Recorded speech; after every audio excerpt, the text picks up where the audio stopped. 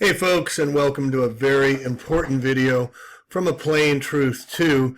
I want to share with you some of my esoteric and spiritual awakenings. Large degree of it is because of this gentleman, Robert Ayers, who lives in Truckee, Lake Tahoe area, as you'll be listening to him in the following, and I'll be sharing more as we go along. I also highly recommend you contact him if you want to get any type of astrological readings and guidance. He is absolutely incredible in his depth of knowledge and ability to help us in our self-transformation. He actually calls the astrological alchemy the astrology of self-transformation. And I'll put here in the notes here, you can see how to get a hold of him, to get a reading and whatnot. But this is a recording from one of his presentations. He would give, I don't know if he still does, lectures to a group of us and explain how it all works, how it all comes together, why we're here in this time. And what I put together, this little piece, is why we are awakening now. What is it about now that you and me and other truthers are awakening at this moment in time? Why is this happening just as the darkness is descending to such great and powerful degrees? It's a very powerful presentation. I'll put the rest of it out later, but take a gander at what he's saying. I'm sure it's going to resonate with some of you. And if you do feel inclined to contribute to Mr. Ayers to help him for what he's doing or to get a reading from him, here's the contact information as well. But I think you'll find the information coming up here extremely relevant and extremely insightful as to why we're here, what's it all about, and where we're heading with all this, okay? So take a listen. This is Bob Ayers, The Spirit of the Times. This is about awakening. It's about recognition. It's about moving into your dharma or destiny and really realizing what's important and the deeper issues as to why you're here. Every single one of us, whether you realize it consciously or not, are here now on purpose, intentionally, as part of this whole process. You want to be very aware that Michael is waiting for you to wake up. And Michael is wanting to work with you and you to be a vehicle and an instrument for him to be able to work through you to bring certain influences into the world in your own individual way within your own lives. What is happening here on Earth in terms of human evolution is the tipping point for the entire creation. The drama that is going on here is not just of earthly importance. The gods and the beings of all worlds have their attention in terms of what's going on here. We need to wake up. We need to understand what's going on. There's a lot of control and manipulation that's going on that most people don't even see. This is the moment of truth. This is the time of choice. This particular lifetime for you, at this point evolutionarily, the masters would say, yes, we still have lots of opportunities if we really screw up and make a lot of bad decisions in this lifetime. We still got plenty of opportunities, many lifetimes in the future to correct it. This particular lifetime is probably the most significant lifetime you've ever lived because the potential influence it will have on your future incarnations is huge. What is beginning to happen? Just as you see in the world, there's beginning to be a separation and a polarization. This is happening spiritually in human evolution also. It becomes very critical and important. You're very conscious of the choices that you make. Every time you make a choice, you're voting for the light or the darkness, the right or the wrong. And this is karma. What goes around comes around. What you put out there comes back to you. When we start looking at this from a very practical standpoint, it's where we've got to clean up our act and get clear about what we're doing and why we're here and what our values are. And making a commitment and putting it into action. It isn't just about you. Of course it's about you. It's about the whole world and it's about the whole cosmos. Things are on the line. The point that I want to make is that we are the 10th spiritual hierarchy, which cosmically is the hierarchy of freedom and love. As we complete and fulfill our destiny, everything on this earth and every person, but every leaf and rock and flower and cloud will radiate in the most intense manner love and freedom. And it's not that love and freedom do not exist within creation, but they will never exist to the degree of intensity of perfection as what we are destined to unfold. because it is being done in the most trying and challenging of all circumstances in all of creation. And so the end result is the ultimate. If you want to know your destiny, it's growing in increasing freedom and increasing love. And those go way beyond what your understanding of those words are at the present time. If we look and understand, we will see an intensification of greed since this time of 1879. It's not that it didn't exist before, of course it did. When we talk about these things, we're talking about a very intense acceleration or intensification of these influences within human consciousness and human culture and human civilization. And yes, it was necessary to clear out the spiritual world, and Michael had to do that in order to even have a chance at reclaiming the cosmic intelligence in terms of human evolution, because we had to have the ability to connect with the Christ, we had to have the ability to connect with our angels, we had to have the ability to connect with the archangels. But also know that Michael and his hosts are right here now also. What I mean by right here now, I mean the etheric. The physical is this dimension we're very aware of. That dimensional reality that is next inner from the physical is the etheric. And it's called the vital or the life, and we're not going to get into it right now, but it's a whole dimensional reality. It's very solar in nature. When we talk about prana and chi, these are forces of the etheric dimension. When we talk about acupuncture and working with meridians, we are talking about that solar energy. It's not of this earth, it's from the sun. And we get it from our environment. And if we don't get it, it affects us. So here we have a darkening and intensification, but now we could say, in our Western terminology, the cavalry is here. In terms of Michael and his host, because he is a warrior being. He is a warrior being.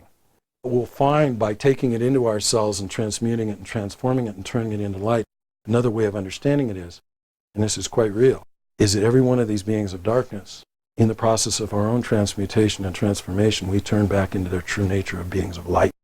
We allow the entire creation to reclaim its true nature, and it's through us, it's through humanity. Humanity is the agency of the divine, of transmuting and transforming darkness into light. And we can talk about it on all kinds of different levels. To understand it for the cosmos, it is actually to transform the very principle and beingness of evil and darkness into goodness and light through our own process of evolution and transformation. By taking on a physical body, you take on darkness. When you eat every day and breathe every day and drink every day, you are taking into yourself these principles that must be alchemically transmuted. When we talk about the principle of death, what happens to your physical body? Principle of entropy of physics, create a system, begins to disintegrate and die and degenerate. You have to keep feeding it life force in order to keep it alive and going. We're going to find we all die. And it's the nature of the physical of death. It's one of the realities, and Ahriman rules the principle of death. What was represented to us in terms of the resurrection is exactly what each and every one of us will go through from the standpoint of transmuting this physical body back into a diamond body of light. That is what the resurrection body is. What is this? This is a carbon-based body. Learned that from Star Trek. When we transmute carbon, what does it become? Diamond. Under the greatest heat and pressure. Can you relate? Over long periods of time, we become a diamond. Diamond is the hardest element of the mineral kingdom. The mineral kingdom is the lowest kingdom. We're going to find the diamond is the perfection. To understand it in a deeper sense, the physical dimension of reality is a mirror back to the Supreme Being. It sees itself in physical matter. When we refine physical matter to that of diamond, it's a perfect mirror. And we discover who we are, and it also discovers who it is, because it is in this eternal process of self-discovery through its creative expression. And we are the microcosm of the macrocosm, and what we realize is that we are one with this being. And that consciousness, then what happens is the lowest becomes the highest, the last becomes the first, and that's what the Christ was referring to in many different ways, is that which is at the lowest becomes at the right hand of God, because we are the agency to be the conscious co-creators and the completion of the divine plan. It cannot be completed without humanity achieving its goal, because we are to create heaven on earth. We are to create the divine paradigms and manifest them in physical matter through this whole process of transmuting darkness into light. We are to create that divine design of the highest level and manifest it at the lowest level and complete the whole process and intention of creation. Most people value their lives as if it was a can of spinach, which is just such a statement, because when you look at the way people live their lives, what they value, what they do, what they think their life is about, what is important to them, they're lost. There's many ways we could describe it. They don't have a clue about what's really going on and why they're here and all the work they put in and what the possibilities and opportunities that they have presented to them every day that they don't see and they don't take advantage of. And we don't want to be that. I guarantee you every single day the universe and life are presenting you opportunities, but you have to awaken to them. And that's one of the things that Michael is the awakener. Part of the thing about materialism, you want to know and understand that one of the principles they use is putting you to sleep. Look at our world. Total distraction in terms of what is really going on. You've got to wake up. You've got to see what is going on. You've got to step up. You've got to do what you came here to do. You are each a center of influence. And it isn't so much in the political sphere, and it isn't what you vote for online, and it isn't what particular consumer product you buy off the shelf. One of the things you want to understand about Ahriman is that the business world and the political world and this whole culture that we have created want to give you lots of choices that you'll think that you're free. And you're not. Because your thinking and your worldview and your consciousness has been manipulated and limited in a materialistic way that you don't even see the light. And they want you to think you're free by giving you a bunch of material choices. That's not freedom. That's not the freedom we're talking about. This is the freedom that is unbounded, of all possibilities, of total transcendence, of that which is blossoming and flowering into the pure light and the pure consciousness that is your true nature that dwells within you. Mammon embodies as a spiritual being that dark principle of greed. The other way that Mammon manifests, and accelerated significantly since 1879, is in bacteria and viruses. In the inner physical body, at a microbial level, we are under attack in a way that has never happened before in human evolution. Additionally, one of the other primary ways that's extremely relevant to us at the present time of the manifestations of these Ahrimanic beings of darkness in our physical world is that they are what's behind bacteria and viruses.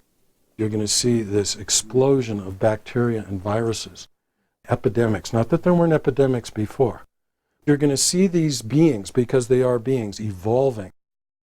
If we get into viruses and bacteria, it goes into the processes of decomposition. When we talk about genetics and these kind of things, it just relates to the physical vehicle.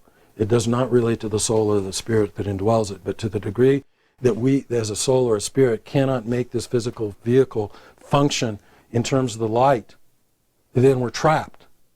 We're stuck. We can't evolve. We need a physical instrument that corresponds with the abilities and consciousness that indwell it. We have free will choice. For you to have freedom, you have to have choice. Just having no choice and all there is goodness, you're going to find that relatively that's a weak goodness, because you have no choice. To the degree that you have a choice between evil or goodness, and you choose goodness, and of course, every day, every single one of us is making choices. We need to become very conscious. Every choice you make is a voting for the light or the darkness. And it is true. You have your guardian angel here on your right side, but there's also a dark angel over here on your left side. And they're both metaphorically whispering in your ear, so that we are being influenced in both ways. The thing is, the angels and the beings of light play by the rules, which is they have to honor our free will choice. The darkness doesn't honor that. It controls and manipulates. And one of the things that's done, literally, is invade the human blood and the human nervous system. And it gets back to some of this about the viruses. Just as we've said before, there's love in creation and there's freedom in creation, but not to the degree that is going to be unfolded within human evolution. What is unfolded in terms of freedom and love within human evolution will be the supreme expression of it in the cosmos. It's because it has been developed in the most difficult, most challenging, most dark realm in all of creation. Meeting the intensity and strength of that freedom and the intensity and strength of that love is greater than anything else in the cosmos, because none of these other spiritual life waves of beings have had any experience in physicality or materiality. They have not gone through what we go through. We have gone through and we're going through. As a result, you will find that the more challenging the test, the stronger that one becomes. That's what mastership is about. A master means that one has mastered life, and they've mastered themselves in the deepest sense of the term. And it means there's nothing in the universe that life can throw at us that we can't handle, that we cannot master. Yeah, we've got a ways to go. We will find that this time with Michael and the rising of the light and the second coming of the Christ, these are the events that you consciously chose. You don't remember it now. But you consciously chose to incarnate now to be part of this, because during the times of greatest challenge are the times of greatest opportunity. Crisis is opportunity. This is a time of extreme crisis.